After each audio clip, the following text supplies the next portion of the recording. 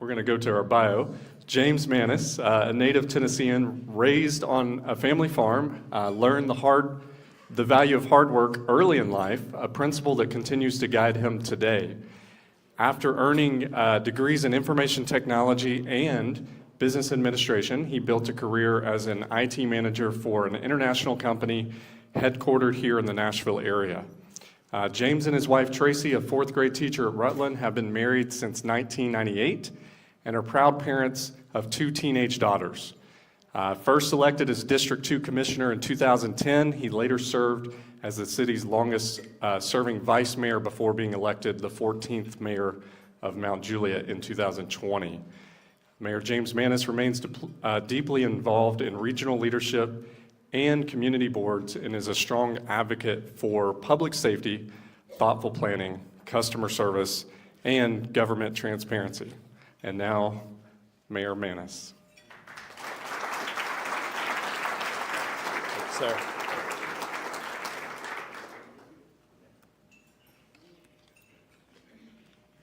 We need some transitioning music.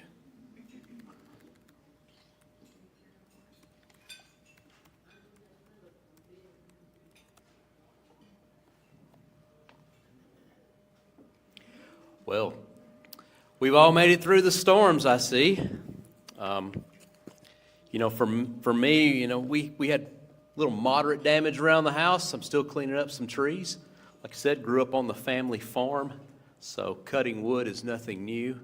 There's nothing like getting a call on Christmas morning after you open those presents up to find out that somebody's got a tree that's fallen down and Dad has decided that it's a good opportunity to go cut some firewood. Anybody relate? All right.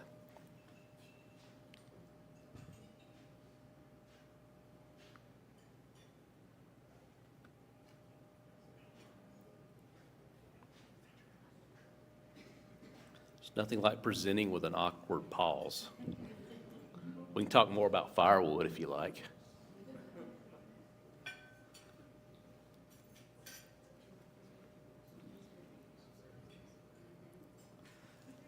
All right, a picture. All right, we're rolling now. It's half the battle sometimes getting the presentation going. But yeah, on Christmas morning when you got to go cut firewood, the best thing you want to hear is when you get there that it's not a sweet gum tree. Because anybody out there ever tried to split wood with somebody find out it's a sweet gum? That's the worst thing in the world to try to split. Luckily for me, nothing in my yard's big enough to worry about splitting. But there's a lot of people that have had a lot tougher situations than we have, and a lot of people have been without power for a long time. I'm very thankful for staff, the volunteer network, Middle Tennessee Electric, the bang-up job you guys have done, and just being proactive and getting out there. Extremely, extremely pleased with what we've seen in the city. And just as a common thing, with the city, it's neighbor, loving neighbor, and taking care of each other and checking on each other and working on it. So again, thank you. And I do want to say as well, thank you all for this opportunity to speak here today. I mean, we just came off Valentine's Day. Everybody have a good Valentine's Day? No, we got married in '98. Of course, we got to celebrate our Valentine's Day, and the favorite thing we like to do is look back and reflect on our first Valentine's Day as a couple. We drove to meet at a nice Italian place. One of the first places that we dated on, we wanted to kind of relive it. It's one of those fancy Italian places, and we found out there was a location near us. So we probably drove 45 minutes to get there, and we got to meet at the Olive Garden. So, we were new to being married and this stuff, and we found out that everybody else wanted to go have Valentine's Day dinner, so we might have waited for a couple hours or something, but we were in love. We got that table, got our order placed, still in love, gazing at each other. Got that order in, they'd kind of dim the lights, little candlelight. All of a sudden, we get interrupted. I need everybody to look this way. We're going to evacuate the restaurant. We've got a situation next door. So, sure enough, they come around, gave us a check, made us pay, stuck it all in a box, and the police ushered us out the back door. So, that was our first Valentine's Day. So we kind of keep it low key now. We don't take any chances on that after spending hours of time in that. Fortunately, the situation ended as well as possible. There was a business next door where an employee returned with a disagreement and some other stuff that got the police involved. So I don't know if anybody else has got a Valentine's Day hostage story to kind of loop in there. But we're excited this year, 2026. It is the 250th anniversary of our country. So, kind of got the red, white, and blue theme going on myself here to celebrate what we got going. But, we also got another hometown hero that I want to mention. We had Barry Wilmore Day on June 28th, where we celebrated our hometown hero, retired Navy captain there. He flew fighter jets. He's also retired from NASA, and he honored us as well to come back and be our Grand Marshal. So we couldn't be more proud of what he does and what he represents for this city. And speaking of people that we're proud of as well, we've got a gentleman with us today, Mr. Frank McKinovich. It's right here. If you're able, would you stand up so you can be recognized? But he is a retired World War II Navy veteran.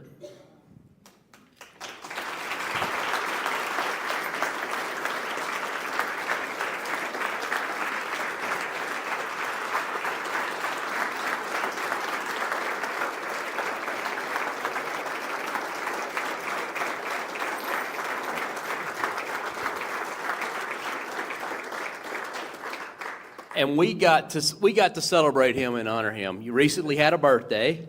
Thank you very much. Yes, sir. Turned 100 years old. Right. Wow.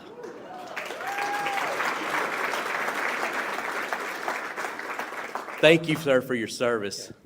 And we appreciate what you do and what you represent for this community. And we couldn't be more honored to recognize you here. Thank you very much. Yes, sir. So I met all three mayors now. All three. You have about got your political bingo card filled out. Right. Thank you. Yes. And thank you all very much. I appreciate it.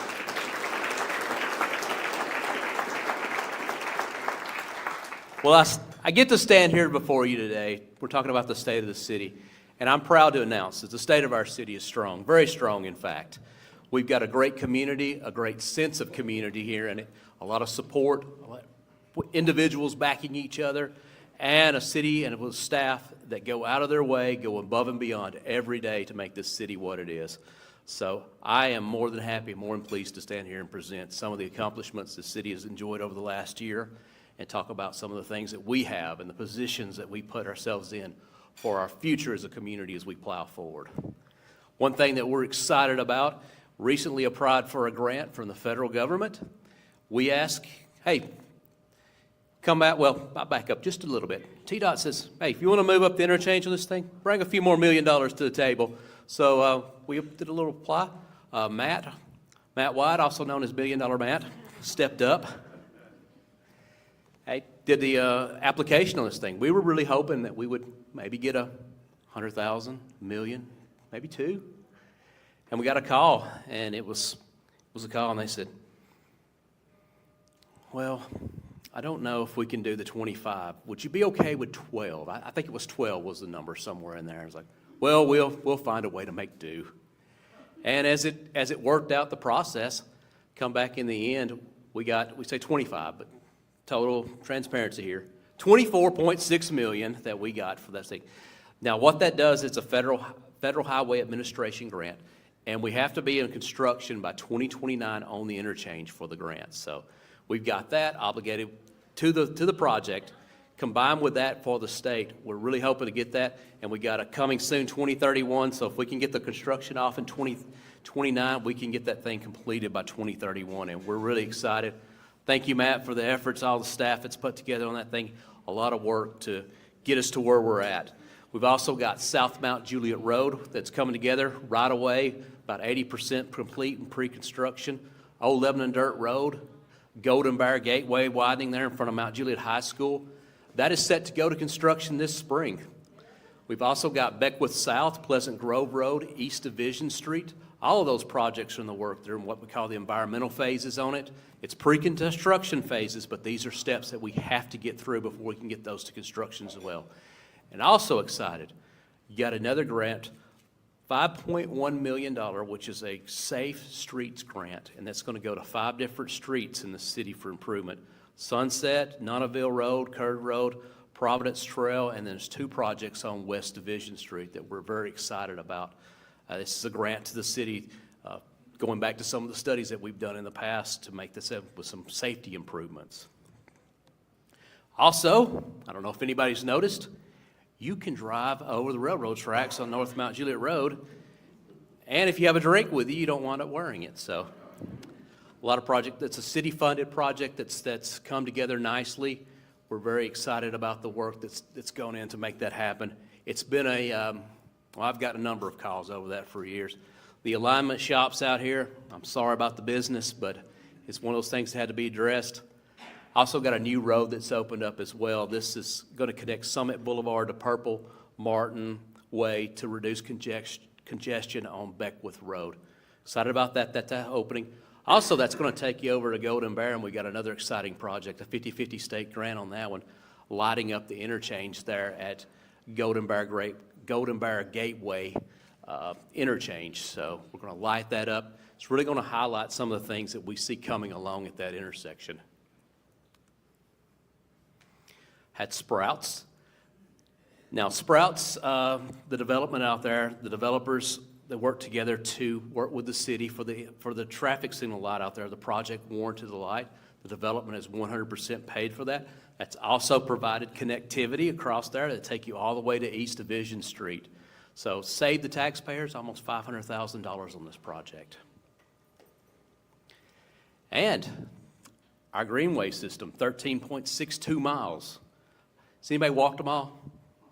I think if you go to one end and the other and back, you about got a marathon on that. So we're going to extend the Town Center Trail from South Green Hill Road all the way out to Mount Juliet Elementary.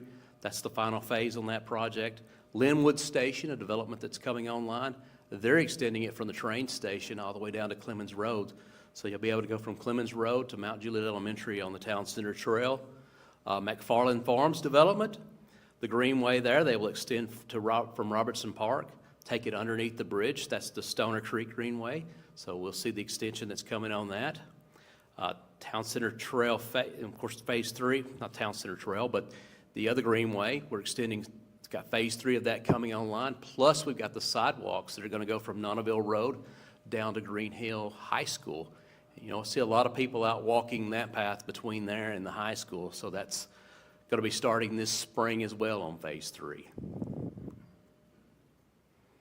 And we had a great year in terms of sales tax, $22.7 million collected in sales tax. We had 2 record-breaking months for us.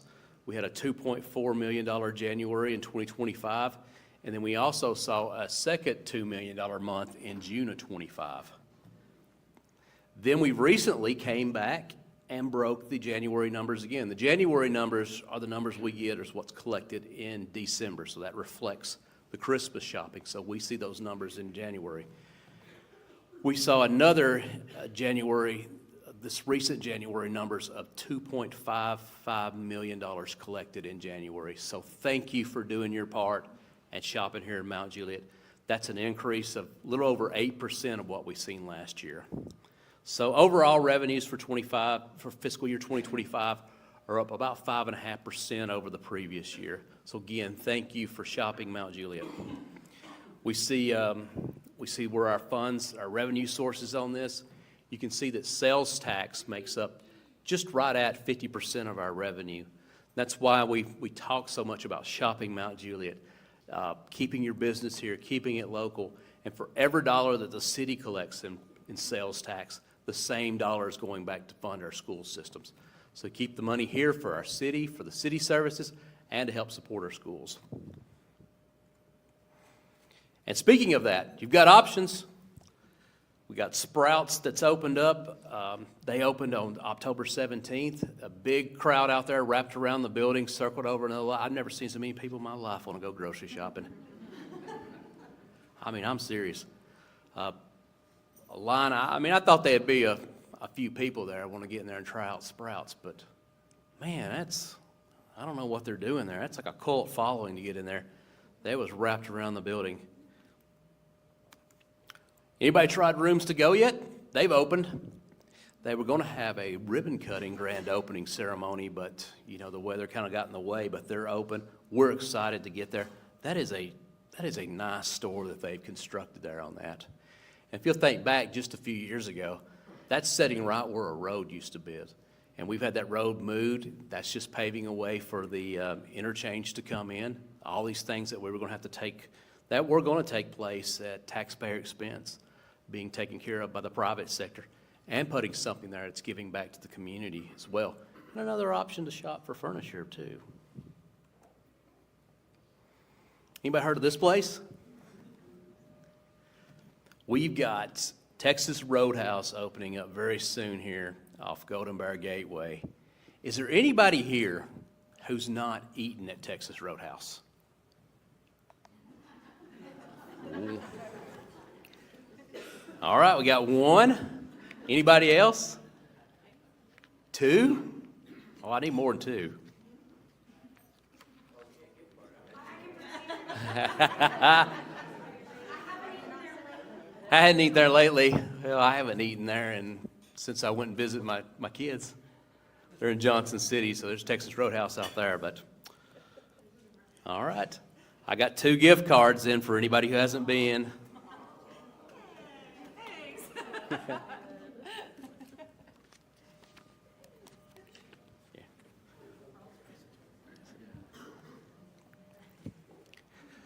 Man, there's advantages to never have been somewhere when you get up here in the State of the City address.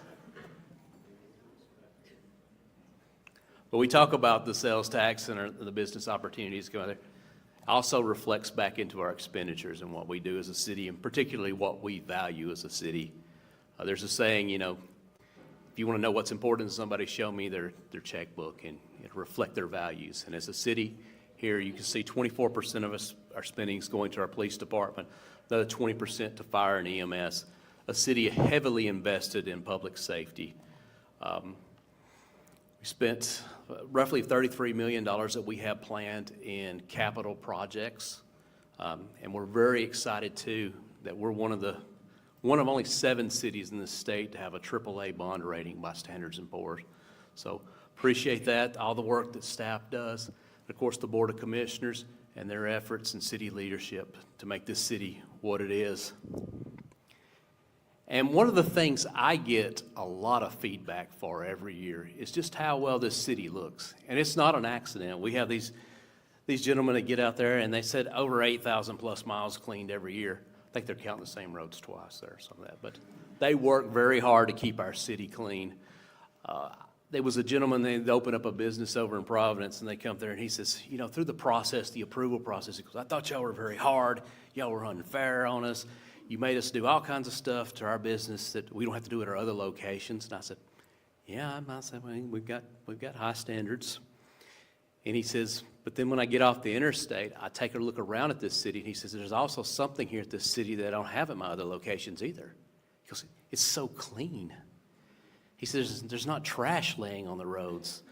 When you get off at the interstate, there's not garbage rolling around. There's none of that. He goes, it's clear. He says, you hold us to a higher standard, and you also hold your community to a higher standard. And these gentlemen get out there every day of the week. They're out working, picking up, doing things, making sure that this city is top notch. It reflects well. It reflects on what we are as a community.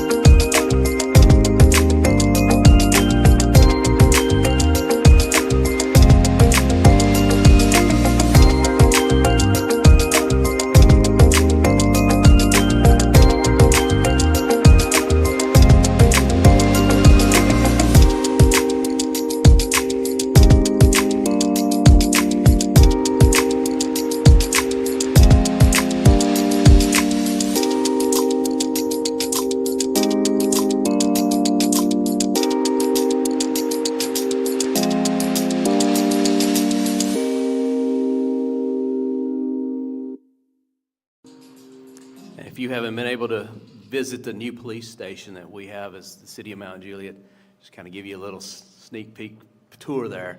What that represents is a $35 million investment into this city's future. It's our first purpose-built police station in the history of this city. It houses emergency communications, our operations, and of course evidence storage as well. And we're extremely excited and proud of what you've been able to do. Chief, appreciate all of your efforts into making that happen, the staff, and of course the Board of Commissioners for believing in the dream to make that a priority for the city as well. But we saw after the 2020 tornadoes where we saw where we were as a city, but at the same time we knew what we needed to do for us, the next steps to take it there. And this represents that investment.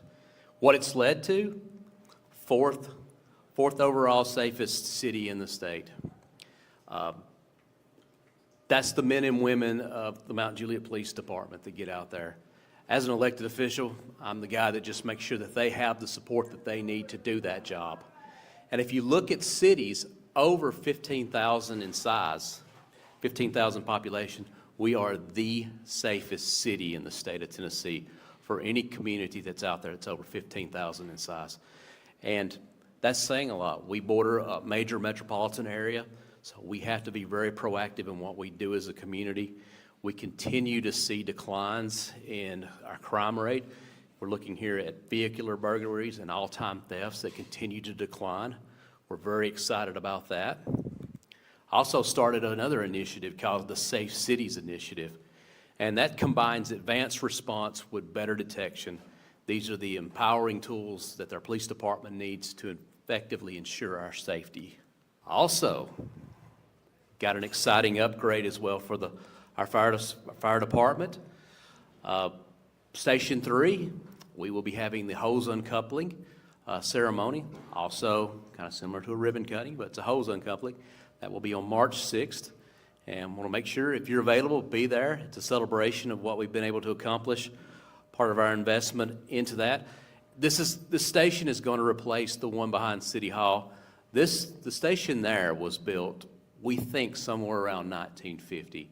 It's got a little long in the tooth now with its almost 75 years of use. So we've decided as a city that we've made it a priority to upgrade that. It's a location that allows us to serve some areas a little closer to the county line, but positions us well in the center of the city to be able to respond where we need to. And I got to thank the chief and his staff and all the hard work that they've done to put that together to make that happen. Also got some new equipment coming this year. We've got really a creative land deal that was worked with that police station on that to make it happen. We've also been able to provide a home for, was it Cozy Joe? So he's been able to remain. If you don't know the story there, the way we wound up with the property is we had a homeowner there that wanted to sell, but they also had a horse. This horse is, I think, 30 years old or so, too old to move, but they wanted to come up with an agreement, a way that horse could live out his days on the back of the property. And for us, it worked out real well as an opportunity to be able to get a fire station correctly positioned in our city. A lot of work went into making that happen, and you can see now it's coming together nicely. And we're operational out of there, but we're going to have the hose uncoupling and make it official on March 6th. Also got emergency preemptive, put it on our traffic lights, 24 different intersections. And that, again, is just an initiative to drive down response times to be able to better serve the community. Some of our things are going to continue to focus on life safety. Our codes, we've done over 339 life safety inspections. Those are focused on that. And I think we're starting to see some of the fruits of those efforts as we continue to do these safety inspections, provide feedback to people as to what the department is looking for and the safety standards that we've had. This year, the fire department, Mount Juliet Fire Department, has responded to 10 structure fires. So only 10. But it's even better. Of those 10, only 3 of them were in the city of Mount Juliet. The other 7 fires that the department has responded to are mutual aid calls out in the county. So done a great job, not only as dealing with when a fire happens, dealing with it, but also putting just as much effort into preventing those fires before they happen. So I'm extremely proud of that effort that's gone into that. We're just one of 10 cities in the state that provides emergency ambulance service. And another stat that I'm proud of is our fire department. Each and every one of them has achieved firefighter 2 status, and everyone that serves on the EMT is now certified advanced EMT or higher. And these are types of training standards that there's very few departments out there in this state that can attest to having those type of achievements. And I dare not take credit for any of these things alone, but the efforts that go into it. If you're a member of our city staff here, I'd like for you to stand up and be recognized for your efforts.